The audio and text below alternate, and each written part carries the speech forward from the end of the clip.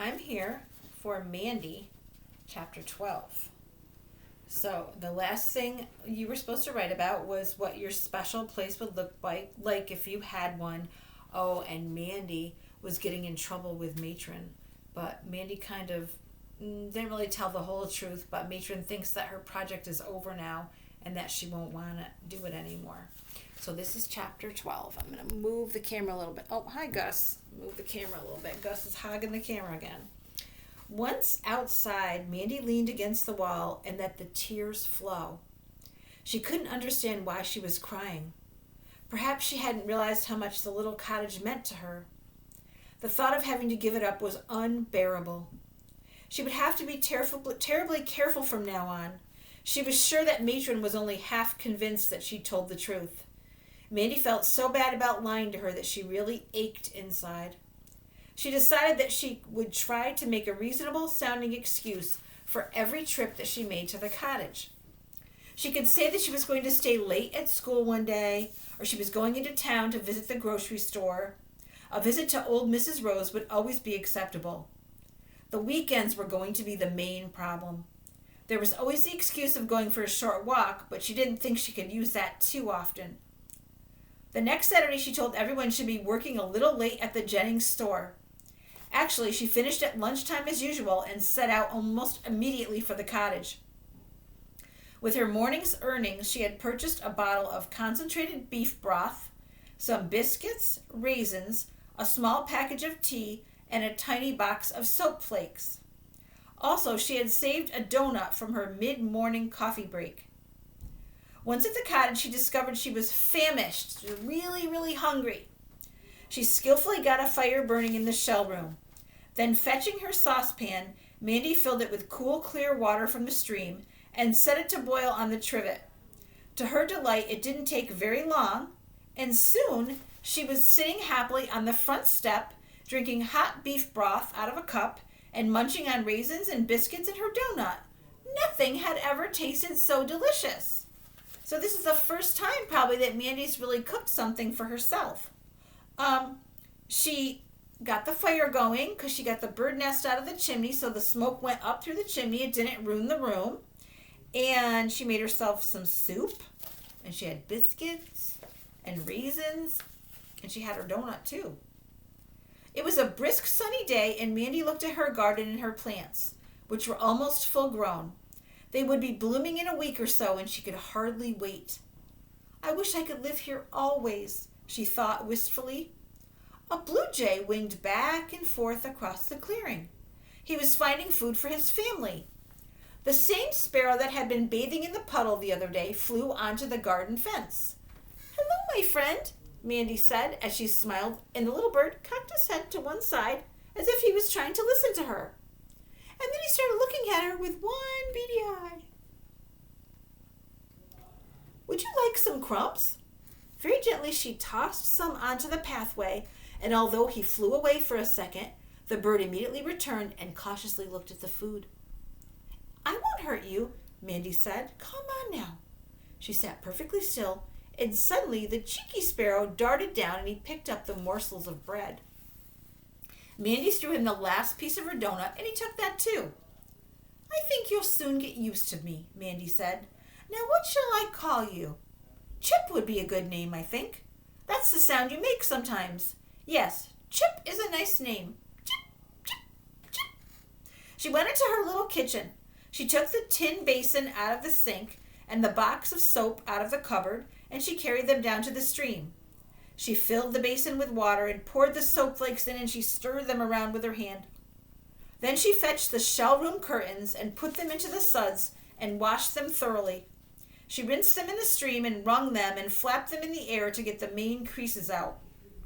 Mandy looked around her for a place to put them to dry. There was no clothesline and nothing to make one with. She thought of using the remainder of the twine that Jake had given her, but she feared it wouldn't be strong enough.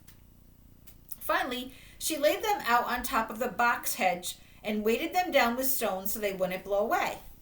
She washed out her dirty dusters and laid them out to dry too. And a box hedge is like a hedge is like a green shrub. Sometimes people plant them in front of their houses. And a box hedge, sometimes people cut them. They're big and bushy, and people cut them so they almost look like a box. And they line, so it makes like a row of hedges. She tipped away her washing water and watched the remaining suds move slowly downstream. The water rushed and tumbled along, making a soft, soothing sound. Mandy lay back on the grass and gazed at the clouds. What a super afternoon, she breathed and gave a big, satisfied sigh. Turning her head, Mandy could see the rhododendrons behind the house in full and beautiful bloom. The colors were breathtaking, maroon and pink and white. The sun beat down and the trees made dappled shadows. Before she knew it, Mandy had fallen asleep. She could not see the little baby rabbit, fat and soft, that came out of the bank to stare at her curiously. She would have been so delighted to know that it had hopped quite close. Its ears were twitching, it was alert and cautious, and it wanted to see a better view of the little girl asleep on the ground. Minnie awoke with a start. She sat up and she rubbed her eyes, and then she squinted up at the sky and tried to figure out what time it was. It was almost dusk and time to return to the orphanage. How lucky it was that she had awakened. She gathered her things and stored them away neatly.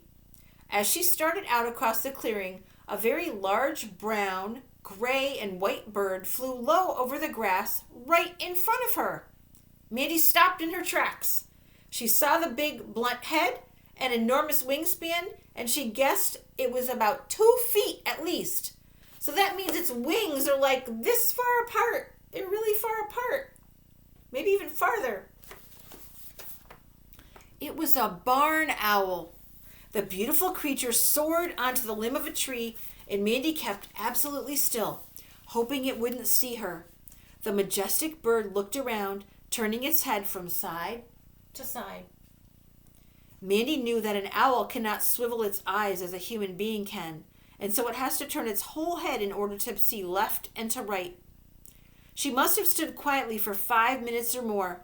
Suddenly, the creature, without seeming to move a feather, tipped forward off the bough of the tree and plummeted to the earth. Now the great wings beat in the tall grass for a moment. The round head came up. It was staring in her direction. Then lifting up once more, the bird flew away into the trees. A small mouse was dangling from its beak. Mandy felt mixed emotions. She was painfully sorry for the little mouse, but she was delighted to see the beautiful bird. It was a thrill to see him hunting like that. She began to walk on home.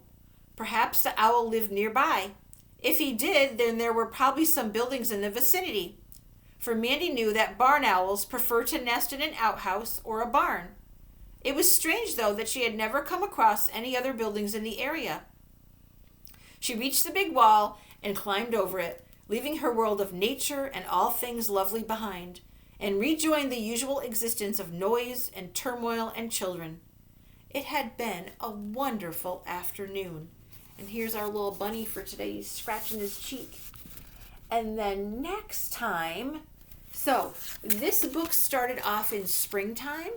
Tomorrow when I read to you, it's going to be summer. We're going to start the second part of the book, which is summer. So that'll be tomorrow. So for today, for your writing, I want you to think about a time when you saw nature up really close. And tell me what happened. What did the animal do?